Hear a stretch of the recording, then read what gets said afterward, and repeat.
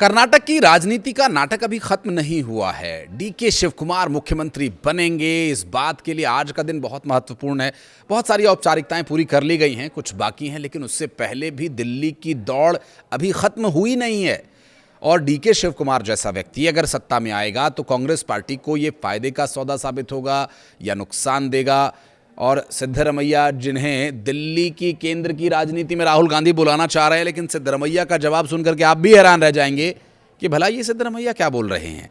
तो अगर वो दिल्ली की राजनीति में आते हैं तो क्या होगा, नहीं आते हैं तो क्या होगा, क्या परिस्थितियां बन रही हैं, इन सभी विषयों पर बात करेंगे। नमस्कार, मैं हूं आशीष त्रिपाठी आपके साथ। और दिल्ली में कांग्रेस का शीर्ष नेतृत्व मंथन कर रहा है। दिल्ली एनसीआर में आंधी बारिश के चलते गुरुवार देर रात दिल्ली पहुंचे निवर्तमान मुख्यमंत्री सिद्धरमैया ने नेता प्रतिपक्ष राहुल गांधी और कांग्रेस के अध्यक्ष मल्लिकार्जुन खड़गे से मुलाकात की। सोनिया गांधी के घर पर हुई इस मुलाकात में राहुल गांधी ने सिद्धरमैया को ओबीसी राजनीति का एक अहम चेहरा बताते हुए राष्ट्रीय स्तर पर उनकी अहम भूमिका निभाए जाने की जरूरत महसूस की और उन्हें ये बताया। लेकिन जानकारी जो सामने आई वो ये कि सिद्धरमैया इस मुद्दे को ही टाल गए और राहुल गांधी की बात को लांग गए। बातचीत में सिद्धरमैया ने नए मुख्यमंत्री के रूप में डीके शिव कुमार को पूरी तरह से सहयोग देने का आश्वासन भी दिया। उन्होंने नई सरकार में अपने मंत्रिमंडल के सहयोगियों को स्थान दिए जाने पर भी जोर दिया। जाहिर है, अब इस बीच पार्टी सूत्रों ने संकेत दिया है कि सरकार में सामाजिक और क्षेत्रीय संतुलन बनाए रखने के लिए 4 उप मुख्यमंत्री बनाए जा सकते हैं। सिद्धरमैया के बेटे और विधान परिषद सदस्य यतीन्द्र को मंत्री बनाए जाने की पूरी संभावना है। सिद्धरमैया की सरकार में अकेले शिव कुमार उप मुख्यमंत्री थे। कांग्रेस नेतृत्व की कोशिश सिद्धरमैया को कर्नाटक से दूर कर राष्ट्रीय राजनीति में लाने की है, ताकि शिव कुमार को सरकार चलाने के लिए फ्री हैंड मिल सके। लेकिन ये फिलहाल संभव नजर नहीं आ रहा है। सिद्धरमैया जाएंगे या नहीं जाएंगे वो तो बाद का विषय है, लेकिन सिद्धरमैया के सिपह सालार इस कैबिनेट में ज़रूर शामिल होंगे और ये बात तो तय है। लेकिन ये प्रदेश में मौजूद रहना चाहते हैं, जो शिव कुमार के लिए मुश्किलें पैदा कर सकता है। कुर्सी छोड़ना एक बड़ा दिखाने का मैसेज है। हाथी के दांत, खाने वाले अलग, दिखाने वाले अलग।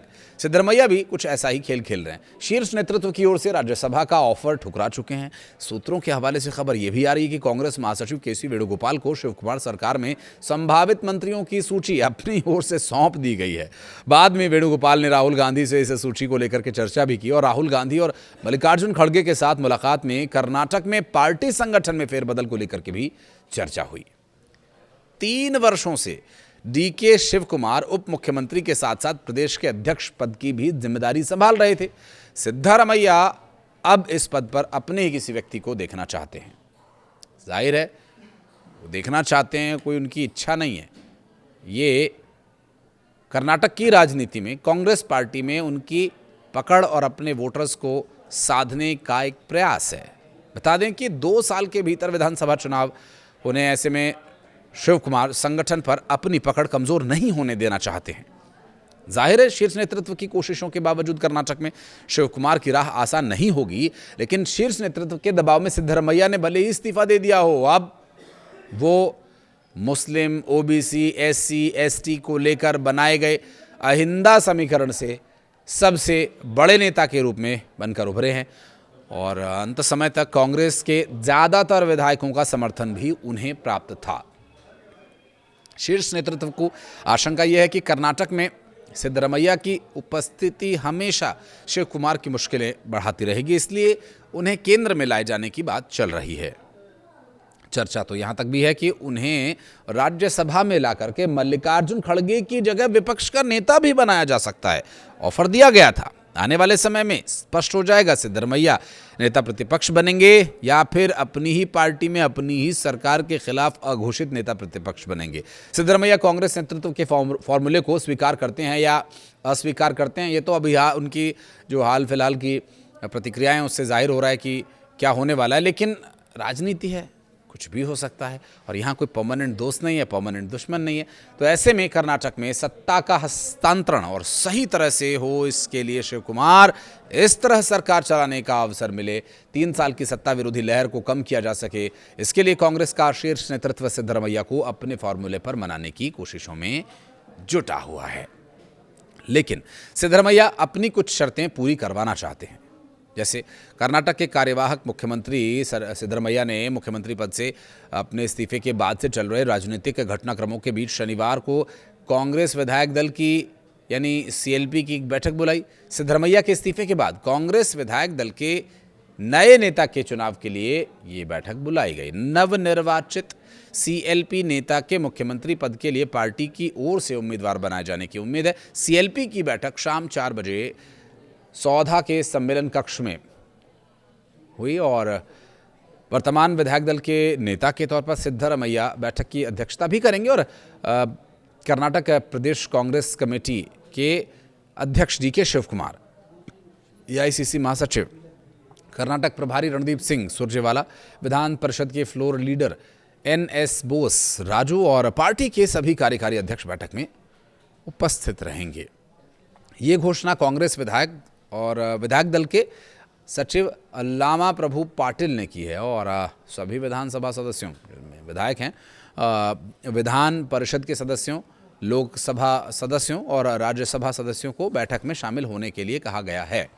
इस बीच सिद्धरमैया कांग्रेस नेता राहुल गांधी और एआईसीसी अध्यक्ष मल्लिकार्जुन खड़गे से मुलाकात के बाद दिल्ली से रवाना भी हो गए हैं। दरअसल शाम 5:30 बजे के आसपास बेंगलुरु के एचएएल हवाई अड्डे पर उनके पहुंचने की उम्मीद है। दिल्ली से रवाना होने से पहले सिद्धरमैया डीके शिवकुमार, कांग्रेस के एमएलसी यतींद्र सिद्धरमैया और पूर्व मंत्री केएच मुनियप्पा के साथ दोपहर का भोजन भी उन्होंने किया और सिद्धरमैया ने दिल्ली में एआईसीसी महासचिव केसी वेणुगोपाल से भी मुलाकात की। बाद में उन्होंने डीके शिवकुमार और पूर्व मंत्री केजे जॉर्ज के साथ कुछ देर तक चर्चा की और दिलचस्प बात यह कि कर्नाटक के मंत्री एचके पाटिल ने शुक्रवार को कहा था कि डीके शिवकुमार अगले मुख्यमंत्री बनने वाले हैं और संभवतः अगले 2 दिन के भीतर शपथ ग्रहण करेंगे। दक्षिण भारतीय राजनीति के धुरंधरों की बात करें तो जोसेफ विजय के अलावा डीके शिवकुमार भी बहुत चर्चा में हैं और दशकों तक भारतीय राजनेताओं ने सादगी का जो चोला ओढ़े रखा, सफ़ेद कुर्ता, रबर की चप्पल, न्यूनतम जीवन शैली, लेकिन हालिया चुनाव में तमिलनाडु में जोसेफ विजय को चुनकर देश को जनता ने चौंका ही दिया। उनकी घोषित संपत्ति 624 करोड़ रुपए की है। 13 करोड़ रुपए से अधिक की लग्जरियस तो कारें हैं। सैकड़ों करोड़ रुपए बैंक खातों में जमा हैं और अब कर्नाटक की कमान संभालने जा रहे डीके शिवकुमार जोसेफ विजय को कड़ी टक्कर दे सकते हैं। हालांकि विजय अगर शालीन समृद्धि के प्रतीक हैं तो शिवकुमार उनसे बिल्कुल अलग है। वो खुलेआम विलासिता का प्रदर्शन करते हैं। जिन वस्तुओं का उपयोग करते हैं उनमें 54,000 रुपये का गुची जैकॉर्ड ऊनी स्कार्फ है, 1 लाख रुपए से अधिक का लुई विचॉन रेक्सोविक स्कार्फ, 15 लाख रुपए से लेकर के 1 करोड़ 40 लाख रुपए तक की कीमत वाली रोलेक्स कॉस्मोग्राफ डेटोना घड़ियां भी इसमें शामिल हैं। महंगे शौक छिपाने वाले कई राजनेताओं के विपरीत वो शायद ही कभी इसके लिए माफ़ी मांगते हों। एक बार अपनी रोलेक्स और कार्टियर घड़ियों पर हुई आलोचना के बाद उन्होंने कहा था कि क्या मुझे अपनी पसंद की घड़ी पहनने का भी अधिकार नहीं है। तो आप अंदाज़ा लगा लीजिए कि डीके शिवकुमार जब सत्ता में आएंगे तो अपने स्टाइल में उनकी पॉलिटिक्स होगी। कांग्रेस आला कमान पर दिल्ली से बैठा क्या कर पाएगा क्या नहीं, वो तो बाद की बात है। अभी से ही उन्होंने ये तेवर दिखाने शुरू कर दिए जिसकी वजह से सिद्धरमैया को कुर्सी छोड़नी पड़ी है। सिद्धरमैया को ये दिखाई दे गया था कि अगर मैंने कुर्सी नहीं छोड़ी तो राजनीति भी शायद छोड़नी पड़ जाए।